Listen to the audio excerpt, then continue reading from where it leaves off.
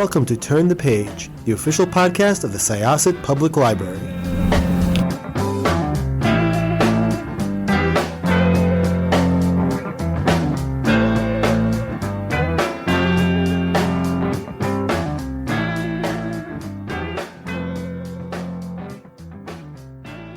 Hello, everyone. Welcome back to Turn the Page. I'm your host today, Jen, and I am joined by an author who has visited the show before, was here not too long ago to talk about a novel that I absolutely loved. And today we're back to talk about a short story collection that really won my heart over this past weekend. So welcome back. Hello. Could I ask you to introduce yourself again and your new book? Yeah, thanks for having me on again. My name is Josh Rountree, and the novel that we talked about last time was The Legend of Charlie Fish. And this time I have a new short story collection coming out called Death Aesthetic. It comes out within about the next month. And it's my third short story collection and made up mostly of stories from the last few years from places like Pseudopod and the Deadlands and various magazines and anthologies, with one new story in there. And they're all about really death and transformation, which hopefully isn't as grim as that sounds. It's not as grim as it sounds. I mean, sometimes it is, but it's not always, So Right. there's lots and lots of different attitudes and evocations of death. And I think they're all so fascinating. The first thing I want to ask is maybe like about genre a little bit, because one of my favorite things about Charlie Fish was that it was a novel that dipped its toes, as it were, into several genres, I feel like, and really masterfully mashed them up. And in this short story collection, which I believe is this your third short story collection? Yes. Yes. You see a lot more sort of genre experimentation, not only, I think, across stories, but sometimes inside them too. So was that another priority of yours, or is it always a priority of yours to sort of play with genre boundaries? Yeah, I think that's just how I write. I never really sit down and think, okay, today I'm going to write a science fiction story or something like that.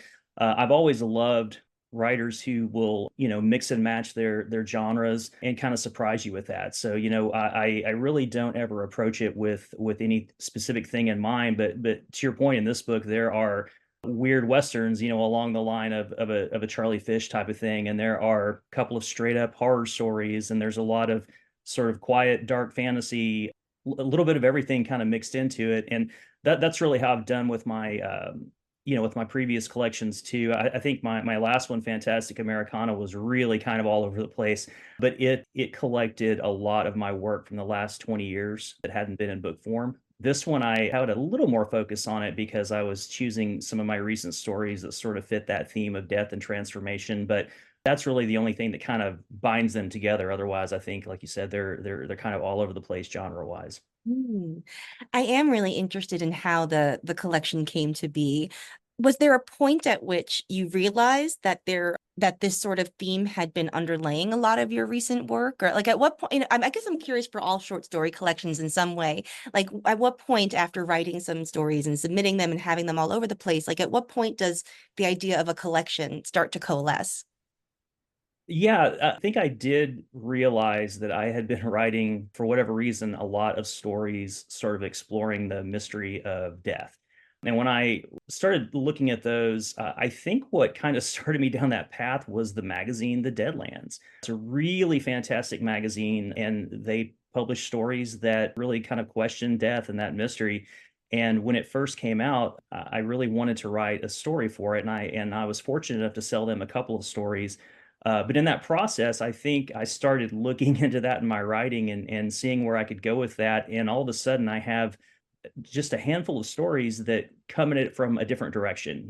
Some of them are fairly grim, some of them are hopeful. And really, hopefully, they're all asking kind of the same question and looking at that answer from different angles. But yeah, I did notice that I had a lot of stories that fell in line with that, and I thought it was probably a great time to put together a new collection that kind of bound those together and tied them up in a bow. So Nice. Yeah, they do really fit together very beautifully, and they unite so many different, as you said, moods and ideas. I really am fascinated by the drive of a lot of them seems to be like, what are like the weird or desperate or beautiful, perhaps, or scary things that like the idea of death will make us do. Is that something that you sort of found yourself thinking about through some of these stories, or? Yeah, I kind of wanted to come at it, I didn't want it to be sort of a one note kind of collection where everything basically feels the same and asks the same question and gets the same answer. So absolutely, there are characters who are just resigned to grief and they're not willing or able to overcome it. There are people who are kind of fighting against the reality of death and don't want to give into it. And then there are a lot of characters who accept it and it's just part of life, and they're coming at it from the angle of, hey, let's look and see what might be next. I mean, is death the end, or is there something beyond that? And I think that's where kind of that thread of hope sort of comes into this, because I think a lot of them end up hopefully reaching that point that it's okay, and it's nothing that we wish for, but it will happen, and there's something beyond that. What that is, that may vary from story to story. Yeah, absolutely. Was there a story that came the quickest or easiest to you? And conversely, was there one that was like the toughest to crack? Gosh, I would say the quickest and easiest was probably one called "Till the Green Teeth Draw Us Down," and that one, I think the reason is because it, more than any of the other stories, it has sort of a fairy tale kind of feel. It's about the basically a flooded city where people live kind of in the second stories of their houses, and they boat about town, but just beneath the waves live the green teeth, and they're essentially embodiments of the dead who will sort of sing you down to your death, and not against your will, but just when you're ready to go, they will kind of help you get to that point. And that one came pretty easy just because I think of the voice of it. Once I started writing, it has a little bit different voice than the others, and it sort of kind of carried me through that process. And it was a lot of fun to write. I think the hardest one to write for me is the first story in the book, which is See That My Grave Is Kept Clean. And really it's because it's probably the darkest thing I've ever written. We talk about the grimness. That one really is grim, and there's not a ton of hope. There might be a little hope at the end. I'm not sure. Depends on how you interpret it, I guess. But that one, the character is going through a lot of pain. And so it was a really difficult one for me to write compared to some of the others. Mm. That one did interest me. It is one of a couple, a handful, I think, where you write in the second person, I Mhm. believe, right? Yeah. And I'm so fascinated by switching up the person and the perspective. Like there are some authors who just write in one person or one tense, and they sort of stick with that. But you play around with that in these stories. And I'm curious about like, especially with something like that one, like what would make you opt for the second person in that case, as opposed to like perhaps like a more traditional third person? I think that makes that one a little bit more universal by putting this is happening to you as opposed to this is happening to a character, and how do you deal with the guilt in that story and the grief. It's interesting. I like to write in a lot of different perspectives on the longer stuff I've written. So Charlie Fish and other novels that I have coming, I seem to fall into first person, and I'm not sure necessarily why that is, but I think first person gives you a really great storytelling voice, like you're sort of sitting there explaining it to someone as you go along. I do some stuff in third person, but I think maybe less than any other voice. And I've definitely loved second person just for that sort of putting the reader right into the middle of the story. And that one, maybe that's not a story you want to be in the middle of, but hopefully it helps. I think bring out maybe some extra emotion in the story. I'm not sure, but I love that, and I love any kind of experimental storytelling tense like that. And I think I'm much more likely to play with it in a short story than in something longer. I think it might be hard for me to sustain if it's something that was really long, but it can definitely be done. I read a fantastic book with kind of this plural tense from Christopher Barzak called A Voice Calling, and the entire story is from the perspective of a town. So we are telling you this and we are doing that, and it's a novella length, and it's really fantastic. And I've used that same voice in a short story before, but never in something longer. That sounds fascinating. I'm definitely going to check that out. So thank you Yeah, for. it's a cool and tying in with the Deadlands, it's out by Psychopomp, who's the publisher for the Deadlands. So Very nice. It is really fascinating to me the way that that story works, and a way that a lot of them work, regardless of tense, is that a lot of them feel very dreamlike, like a sort of, I guess, like, if we were to put it in more specific terms, like there is some magical realism, there is some blurring of boundaries between reality and something conjured from the inside sometimes, perhaps, like a lot of like blurred boundaries like that. And I think that speaks back to some of the work with the themes, because I think death is itself can feel a little magical realist, because it's something that happens to literally everybody, but no one understands anything about it. It's this sort of just like magical realist presence in our lives. Did you find yourself, while bringing these stories together, thinking about the ways in which they fit together, or sort of what kind of story they tell on a whole? So, like, I guess my question is really like, when you are assembling a short story collection, what sort of thought goes into the order in which you present them? I definitely was going to start with See That My Grave Is Kept Clean from the very first, because I think it's kind of the darkest story that maybe has the least amount of hope at the end of it, to kind of plunge you in and then spend the rest of the book kind of digging the reader back out of it. And I think closing with Till the Green Teeth Draw Us Down leaves you sort of with a modicum of hope there at the end. And it's certainly the most kind of surreal, I think, of all the stories in there.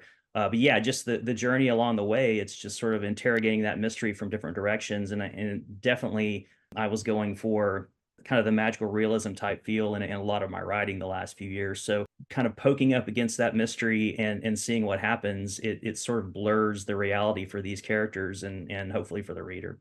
Hmm.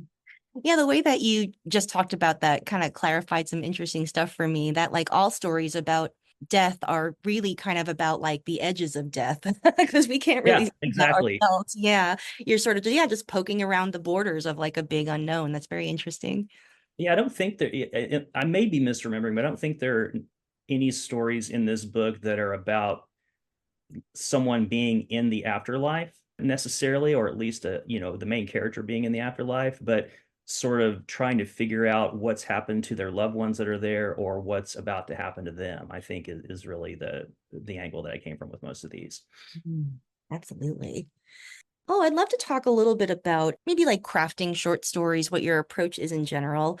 What seems to me to be the challenge of them is that if you're writing a novella or a novel, you have as much space as you would like within reason. I'm sure publishers give you some limitations and constraints. Right. But when you're writing a short story, you are usually thinking a lot, I imagine, about efficiency, narrative efficiency. How do you relay a lot of exposition quickly so that you can spend time on the meat of the story? And I'm wondering, like, what is your approach to narrative efficiency? I think, like, with some stories, like the first one, See That My Grave Is Kept Clean, and some of the other shorter ones, another favorite of mine was a Red Promise in the Palm of Your Hand. I'm interested in, when you are setting up your world in a story like that, how do you decide what details to include and what to not, right? Because like a lot of those stories bring up lots and lots of questions that don't necessarily get answered, And so I'm curious, like, what is your approach to, I guess, the balance between closure and a lack thereof? With short stories, like you said, they have to be a lot tighter. I always look at it as every sentence, every paragraph has to be doing double and triple duty. So as opposed to having kind of long passages that are going to go and tell about minor characters, that you really have to focus on this specific aspect of the story. And this line might be revealing something about character, about scene, about plot, but you have to kind of find ways to make it do double duty. And I think by their nature, short stories just require some ambiguity. You give just enough so that the reader can get a sense of the wider world off the page, but you're not going to explore that as much as you might in a novel or a novella, something longer than that. And I am a big fan of ambiguity in short stories. So I think there's certainly I do read a lot where everything is tied up in a neat and you get every answer. And those can be fantastic stories, but I try and leave some questions for the reader. And as a reader, I like that type of thing too. So short story, I think, is just this balancing act about getting just enough information to tell a story without giving everything away. And one example in there, although it is one of the longer stories, is a new one called The Green Realm. And basically, it's kind of this sort of nostalgic story about this guy trying to figure out what happened to his friends on this trip they made together in high school. And I don't necessarily answer the question of what happened, but I think, if you read between the lines, there's a couple of different ways you can go, and hopefully, it leaves you asking that question and in a satisfying way and not a frustrated way. Yeah. And that's interesting too, because it increases the shelf life of the story, as it were, in your mind, because like a story you can maybe read in like 5-10 minutes, but you want it to linger a little bit longer, I imagine. And so having Yeah. those unanswered questions really encourages you, I think, to spend more time with it and to have a more interactive relationship with it too, because you're actively trying to figure out more or even provide your own answers, after a story ends. Yeah, because that's the thing. You write the story and it means one thing to you, but even if it's very cut and dry, it's probably going to mean something different to each reader. So leaving some things open to interpretation, I think, just enhances that. Well, this has been fantastic. I'm curious, what else are you working on? Do you have more stories in the landscape right now? Are you working on anything longer? What's your future look like? Yeah, I've got a couple stories due out. One is in a magazine called Friction, and I don't know the lead time on that, but that's a new story that'll be coming out. And I have in addition to Death Aesthetic, the short story collection this summer. Next summer, I have another novel from Tachyon that's sort of a follow-up to The Legend of Charlie Fish. It's called The Unkillable Frank Lightning, and it's not all the same characters, but it's the same world. And there's definitely a character crossover. So that is coming next July. And then a couple other things that I can't quite talk about, but there's definitely more coming down the road. Oh, nice. All right. Well, don't be surprised if I'm in touch next summer to talk about Frank Lightning, because that sounds really cool.